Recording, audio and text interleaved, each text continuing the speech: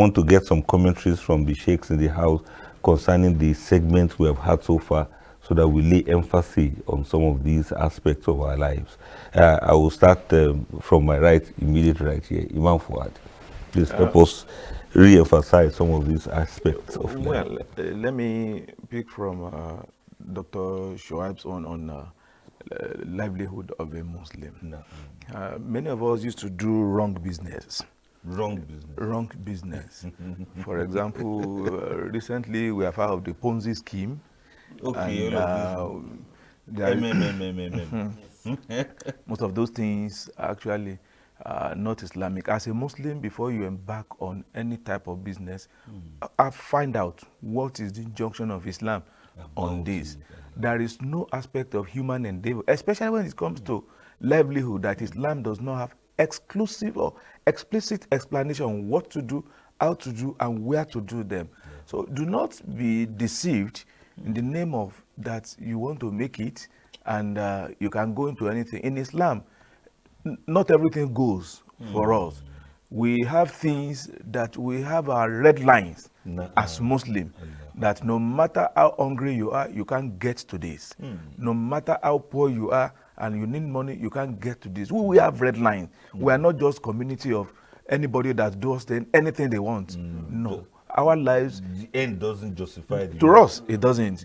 Our own end is Almighty Allah. The end that justifies the means with us is what Allah wants. That's what justifies all means to us. And we also be careful in the name of getting free money. In Islam, any money that you do not make any effort to get, that it depends on luck, avoid it as a Muslim. No wonder people are scammed. You know? Sheikh Tajuddin. Yes. People are scammed here and there. You see, they will reach you after they have been scammed. The area Imam has just discussed, alhamdulillah, we have specialists here who will make the whole talk. Transaction of how to improve yourself economically has been discussed intensively by the Quran. Yes. In short, your buying and selling your businesses are all legal to you. What provision is strictly there with consumption of riba, which is usually interest. Now, you see, it tells you that there are areas you go in, areas you don't at all even attempt to go into. And this is not to deny you of materials of this life. There is difference between making an embargo on this and saying totally you are not to enjoy the materials. It's not about those who are going extreme by saying no, we don't need, and that is not true. Allah has legalized it for his servants. يا أيها الناس إنا خلقناكم من ذكر وأنثى يا أيها الناس اعبدوا ربكم الذي خلقكم والذين من قبلكم لعلكم تتقون. You see, Allah has made this provision for you, and He has said He has made this provision for you to enjoy. You know, the materials are for you. والذي خلق لكم ما في الأرض جميعا. He has made provision for you. All that you are in need of materials of this are meant for you. Allah. So I think Allah has done everything for us. And one shouldn't be lazy, should be up and doing. Yes. You don't just sit down and be waiting for you see, from the heaven. We are not people of begging. We are people of working. That's why a Muslim works throughout the week. Even on Jumat, you are allowed after the Jumat, you go back to your business. Even before Juma, you come from your office. Of course. It is when the prayer is being. So it's not to work free day. Yes. So you can see why a Muslim shouldn't be lazy. Exactly. I think Professor has a lot to give us. Yes, you know, I still want you to scratch it on the surface. Yes, you know, many people want to do business, but there's no money to do business. Yes. A Muslim want to do halal business, for example. Yes, everything 100% halal, Must just be like halal. they mentioned just now. Yes. But the source of the finance for that halal business happens to be haram. Yes. And you want Allah to understand. Yes. Won't Allah understand? No. There is no, like Imam was saying, we as Muslims, we have our red lines. There are boundaries beyond which you cannot go. Tilka hududullahi fala taqrabuha. Tilka hududullahi fala ta'taduha. So you will never transgress the limits of Allah and be, a good Muslim. So don't even go near the boundaries. These are the red lines. You cannot cross them. And like Imam is saying, Dr. Tajuddin, you see, all the goodies of this life are meant for the Muslim. Allah subhanahu wa ta'ala says, قُلْ مَنْ حَرَّمَ زِينَةَ اللَّهِ الَّتِي أَخْرَجَ لِعِبَادِهِ وَالطَّيِّبَاتِ مِنَ الرِّزْقِ. Then he says, قُلْ هِيَ لِلَّذِينَ آمَنُوا فِي الْحَيَاةِ الدُّنْيَا خَالِصَةً يَوْمَ الْقِيَامَةِ. So all the goodies are meant for the Muslim. Anybody who partake with them is just doing it in such kind of saying that, it's for the, but for the Muslims, he wouldn't have gotten it. It's originally meant for Muslims. It is sweet like that, but how does the Muslim get it without... They need to work hard, like you rightly said it. Hmm. And that's why Allah subhanahu wa ta'ala says,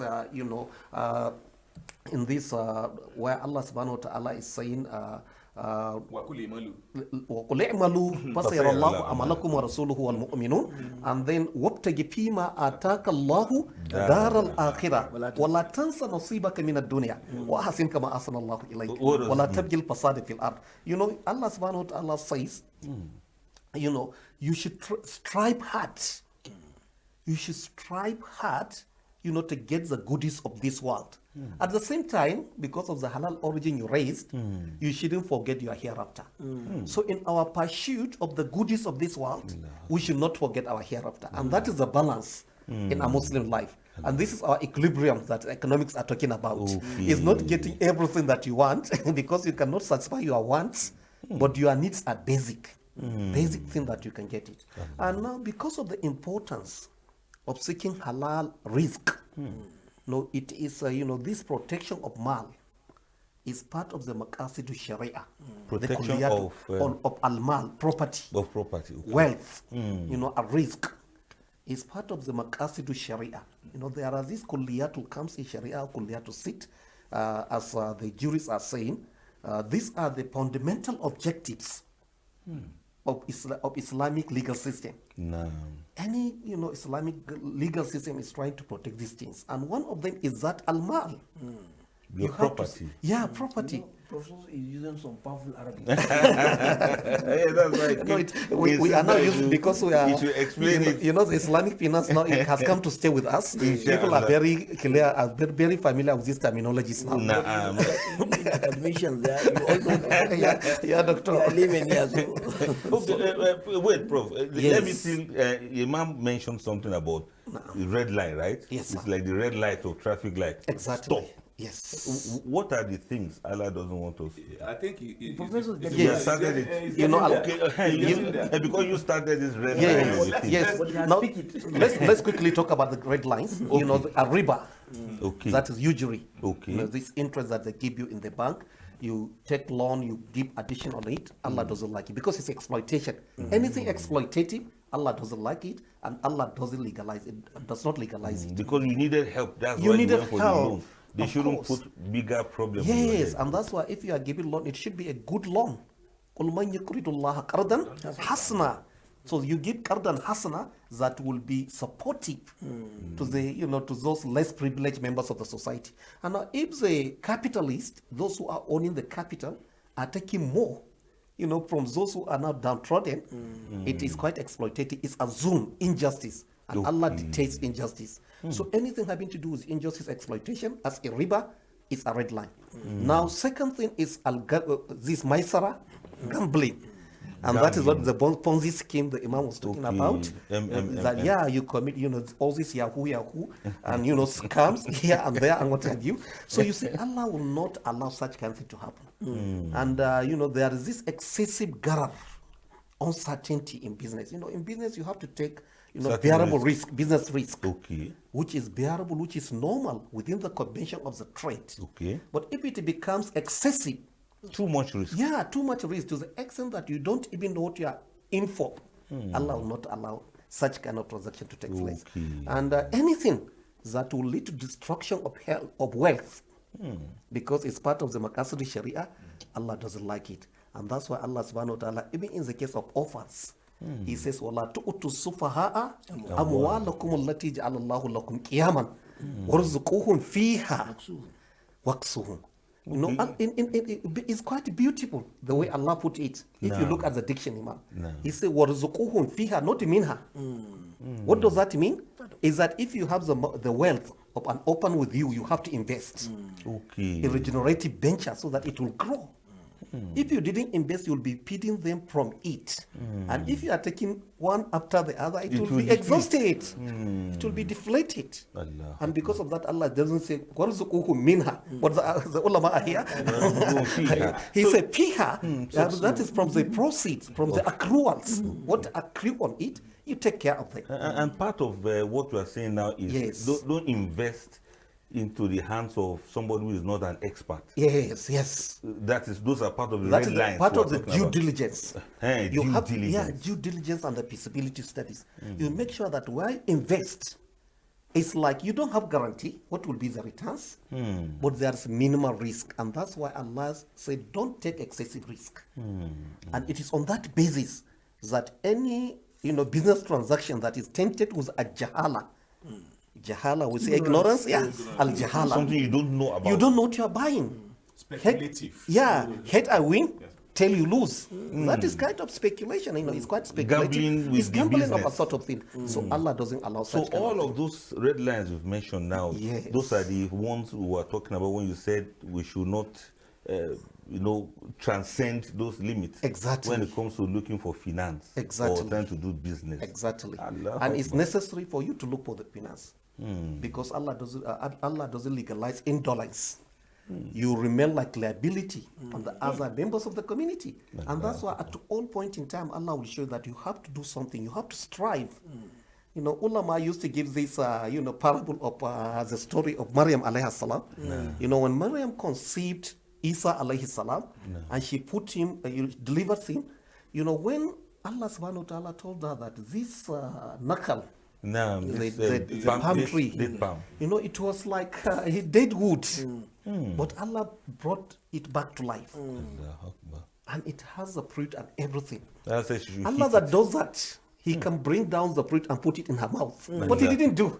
He said, وَخُذِّي إِلَيْكِ بِجِزْءِ النَّخْلَةِ, to show you that you have to strive. Shake the tree. You have to shake. But the one who just brought it back to life can bring down the fruits into your mouth. He said, no, I'll not bring it down because it has to show you have to work. You have to do something. Yeah, and you have Make to have effort. Exactly. Allah Akbar. That is very wonderful. Wonderful. In fact, too wonderful. There's anything like that. Yes, we would still like to discuss more about this, inshallah. If you ask people now, they have various ideas of businesses. But when it comes to, okay, go ahead now, you say, I don't get money. Procrastination. He doesn't have Capital. He doesn't have the capital, and he doesn't know how to source for the capital from halal sources. And some people will go into haram sources, and the whole business will collapse again. So we'll still discuss a lot more on that. Our viewers and listeners, it's getting very, very interesting now. And we'll take a short break now because we want to move on to another segment, Al Habibiyah Time. And during that segment too, we'll still discuss further on these matters of finance. So don't go anywhere. Please stay tuned because this is SAHUR Live on NTA. Assalamu alaikum wa rahmatullah.